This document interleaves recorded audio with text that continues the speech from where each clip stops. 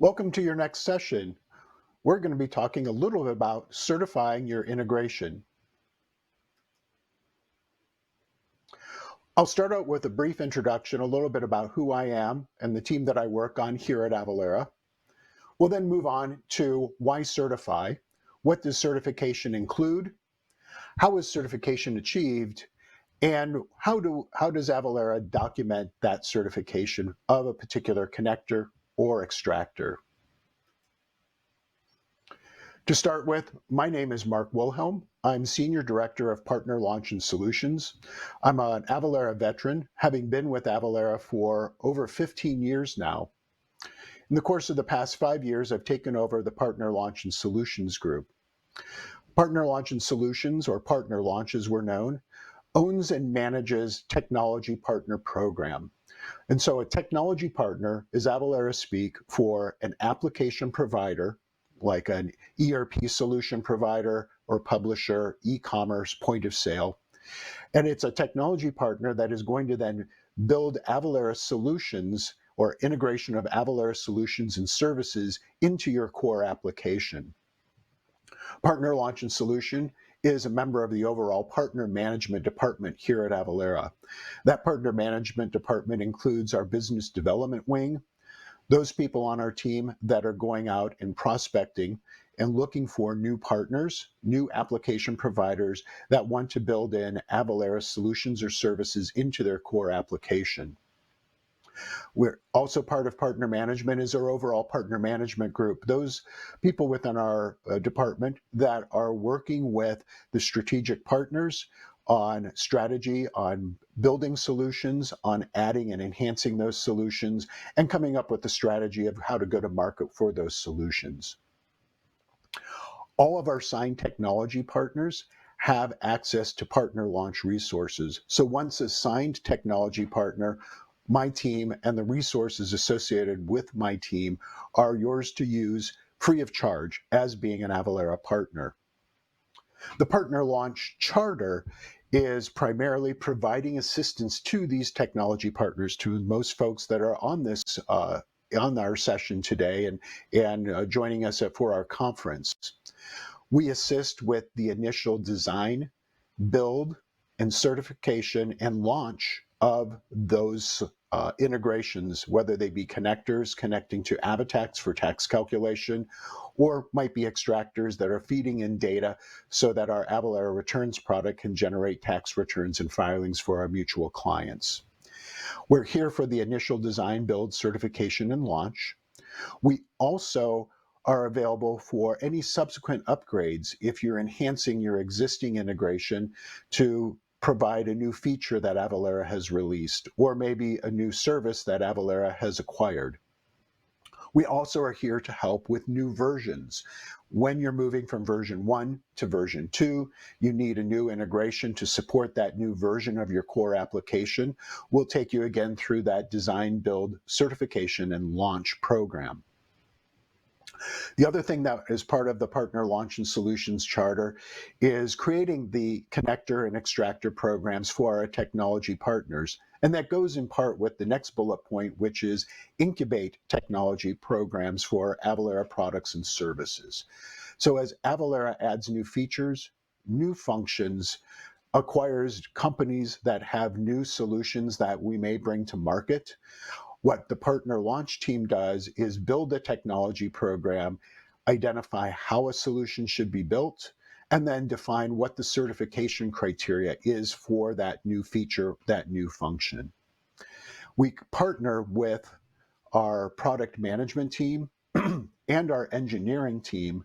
And during that, we are the voice of the partner so that as we're working with product on new features and functions that they're releasing, or engineering on building those new features and functions, we're taking the feedback we get from our technology partners and representing the partner in those discussions and those conversations and those meetings about how the product should be designed and making sure that we're making it a partner-friendly experience. So why certify? And most importantly here is consistent tax compliance.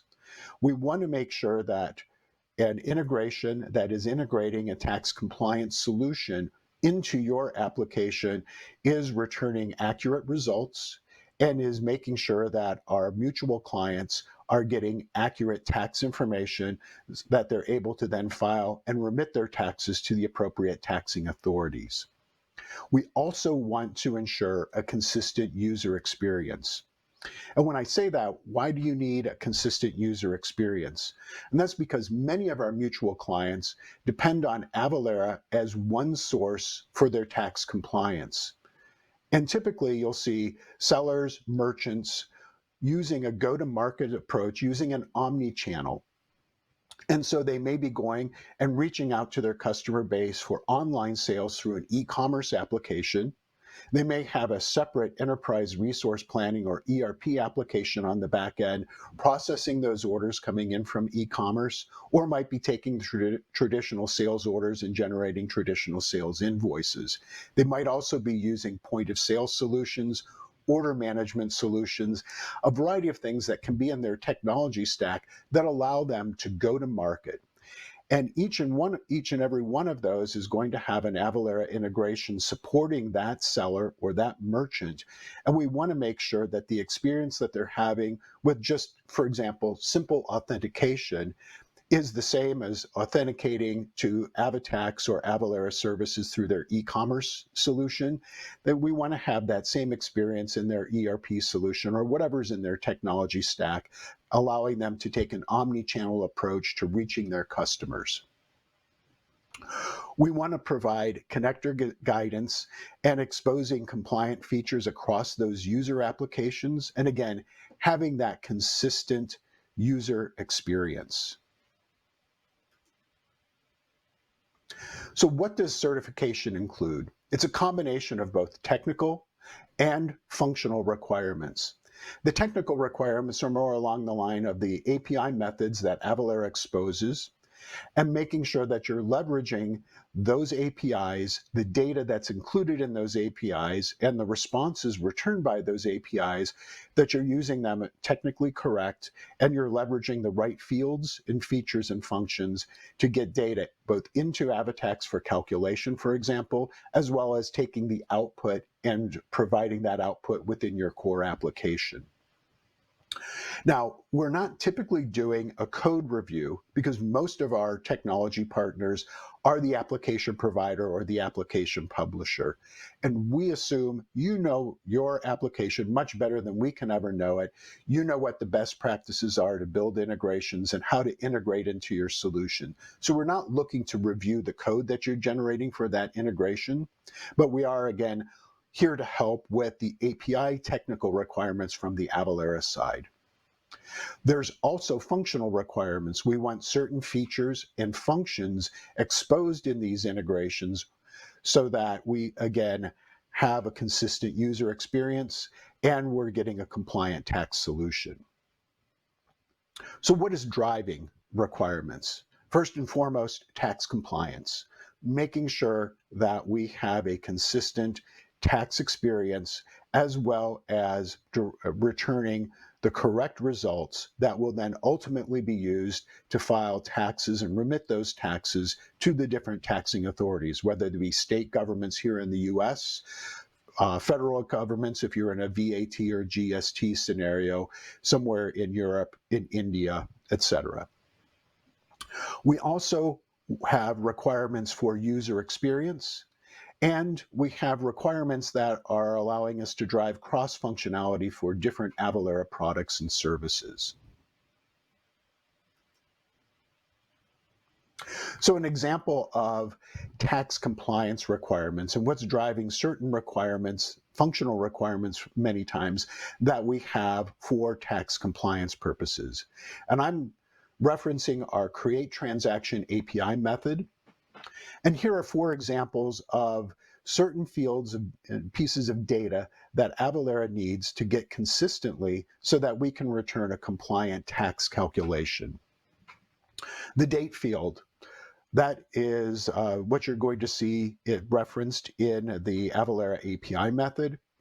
The equivalent on your application side is going to be the invoice date or your order date. And we need that date, first of all, because for orders and invoices, that is the default date for the tax calculation. All Avalara tax content, tax rate information, product and service taxability rules, jurisdiction assignments, those are all date sensitive within the AvaTax engine.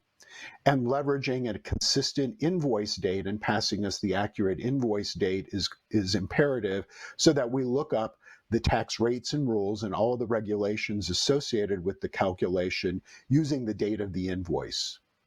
That date is also the date that we're going to use for reporting. For an invoice, the invoice will be recorded within the Avalara service for reports, for generating tax returns, and that date or the corresponding invoice date is going to be used to then set that within our reports as well as our tax returns. We have a separate tax date, and that tax date is typically used in scenarios with refunds. And what that date will reflect is the original invoice date. So if you think about generating a credit memo, and you might be generating the credit memo on the 15th of a month, that is the date that we want to have as your invoice date, the date that the credit memo is going to show up most likely in your general ledger for reporting purposes. However, the refund or the return of the product might have been from the previous month, and we want to understand what the original invoice date is, and you pass that as the tax date so that the invoice date or the credit memo date will record when the credit memo is coming through, and that is the date field. You'll use the original invoice date in the tax date field, and that will allow the Avalara service to go back, look at the tax rules, the tax rates, the jurisdictional assignments that were in play on the original invoice date, and replicate that when you're generating the refund so that we're refunding the taxes in the same manner that they were calculated on the original invoice. Entity use code is another component. It's typically now going to be a custom field because there's not usually an equivalent of entity use code within your core application, but we want you to create a custom field so that the seller can then identify if a customer has a particular type of exemption. They might be a reseller exemption. They might be a charitable organization that's claiming a tax exemption. And you're going to use the entity use code field for that. And then finally, there can be a quantity. Quantity is at the line level, and you might think, how can quantity have any impact on a tax compliance requirement? Well, many states will have single item tax thresholds or tax caps. And to get to the single item amount on any line showing a product that's being sold, we need to go to the quantity field to see the number of items that are being sold, look at the extended amount that you're going to include in the tax calculation request or the create transaction request, and we're able to then derive what the single item amount is for that line. And so a good example is State of New York. For clothing and apparel, it has a $110 threshold, wherein any single item that is priced at $110 or more becomes a taxable event. A single item that falls under the $110 threshold becomes non-taxable. If I'm selling two items at $60, the extended amount is going to be $120, which theoretically would then show as exceeding the $110 threshold and causing that to be taxable. But by using the quantity field, we then are able to then derive that the single item amount is $60. It falls under that threshold, and that particular line of sale then becomes a non-taxable calculation. A user experience certification requirement, and again, I'll use that same create transaction API as my reference point. There's a field in the API request that's called code. The equivalent is going to be the invoice number or the order number. And if you actually look at our API documentation, you'll see that our API documentation references that as an optional field. If you leave that field blank in the calculation request or the create transaction request, Avalara will then insert a GUID that it will assign to it as a unique identifier. However, that GUID is not going to be much use to our mutual client, the seller or the merchant, because it's not a user recognizable document reference. So we're going to ask that you provide the invoice number or the order number, and especially invoice number, so that when that transaction is recorded within the Avalara service and is made available on detailed reports, on any reconciliation, or even on tax return information, that when the end user is attempting to do the reconciliation, the document reference that you see within AvaTax will match the document reference that you see in the core application, thus creating a better user experience. And then to talk a little bit about cross-functionality amongst other Avalara products, customer code is a good example for that. Customer code in and of itself is not used by the AvaTax service per se to calculate tax. However, if the customer is using AvaTax exemptions or Cert capture as part of their compliance technology stack, we want to have that unique customer ID come through consistently, because Cert capture is leveraging that customer ID to assign the exemption certificate that that buyer has provided to the seller, and be able to then leverage that unique customer ID when the calculation request comes through. We recognize that customer ID, and if it's in AvaTax exemptions or in Cert capture, it will then get the appropriate exemption. So again, tax compliance requirements, user experience requirements, and cross-functionality for various Avalara products and services. And that's what's going to build our certification requirements. So how is certification achieved?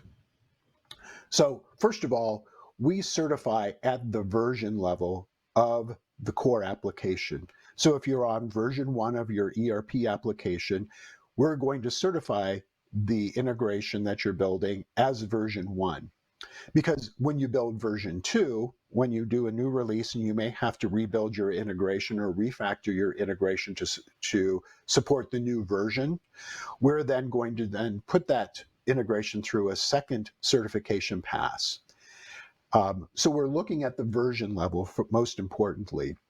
And then what we're doing is certifying based upon the features and functions that you're bringing to bear within your integration. We're denoting those by different types of badges. So what are badges? Badges represent a category of tax or Avalara product and services that you're including in your integration. And you'll see a set of them at the bottom. Sales tax is a very common one. Avalara use tax. You'll see a few others down there. Each of those badges that represents the integration supporting a particular type of tax, whether that be sales tax, VAT, GST, etc. Each and every one of those has its own unique set of requirements, both functional and technical, associated with achieving that badge. And an example here is, I'm looking again at, this is an example from the sales tax badge. And this is the items and charge integration touch point within your application. And here you're going to see a variety of different types of requirements of features and functions that you need to include to achieve the sales tax badge when we're talking about the items section. You'll see some of those referenced on the right-hand side of that table as being required. So those are required regardless of how you're building the integration. You'll see some that are suggested down toward the bottom. Tax code lookup is a good identifier or a good representation of a suggested component, and that is it's a nice to have. It will improve the user experience. Here it's the tax code lookup. So using an API method when they're looking to assign an Avalara tax code or a goods and services category to the item that's being sold, if they can do a lookup to then see what are the available set of tax codes that I can select from. Again, it's a great user experience, but we're not going to require it for you to get the sales tax badge. And then finally, we do have a conditional requirement. And it's if your application meets a certain condition, then we will require that. So a good example there is address information. If you allow the line level in your application to identify a unique shipping address or destination address at each line, then we're going to require you, and that's a conditional requirement, and you've met the condition that you're providing address information to say line 1 can ship to somewhere in California, while on that same order or invoice, line 2 can ship to somewhere in the state of Washington.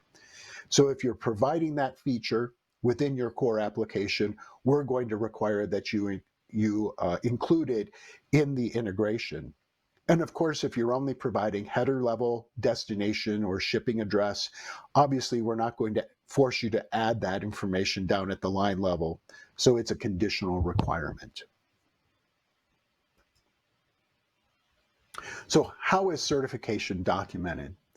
So Avalara has approximately 1,000 different technology partners, each of them having at least one integration.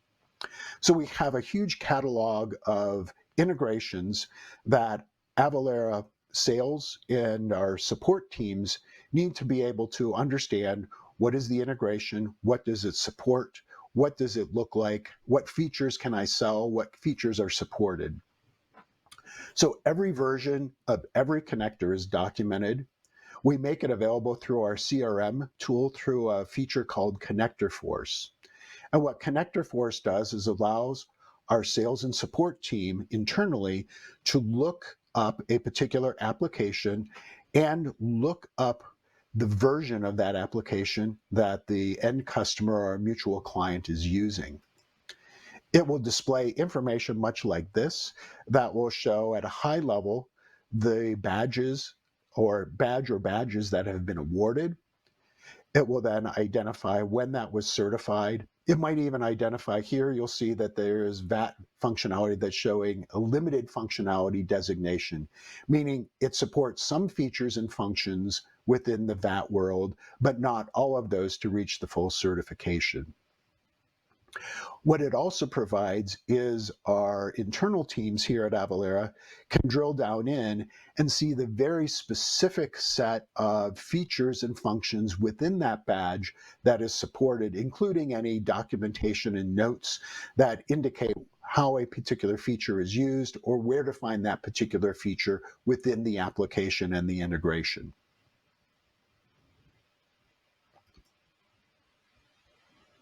Finally, I'll talk a little bit about Partner Central. And this is a place, a portal, that is where our technology partners in 2021 will be able to go and access certification and badge information for themselves. So Partner Central, first of all, is a gated portal for Avalara partners. Again, it'll have in 2021, we'll be rolling out features and functions that allow you to access certification and badge information. And it will be used as a place where you can then self-service updates to that connector information. As you make changes, as you make updates, you can then roll those updates into the Avalara, into my partner launch team through a self-service portal rather than emailing or getting on the phone and trying to call somebody. Current status of Partner Portal or Partner Central. Currently, it is exposed. You can go out, and most of our technology partners also provide us sales leads. So there is the ability to upload lead data, either individually through recording that individually through keystrokes, or uploading a batch through an Excel file or CSV format, pushing sales lead data into Avalara. It can also be provided access to commission statements to see the commissions that you've earned and are available and will be paid by Avalara to our technology partners. In flight, we currently are working on delivery of co-branded marketing data through the Avalara Partner Central.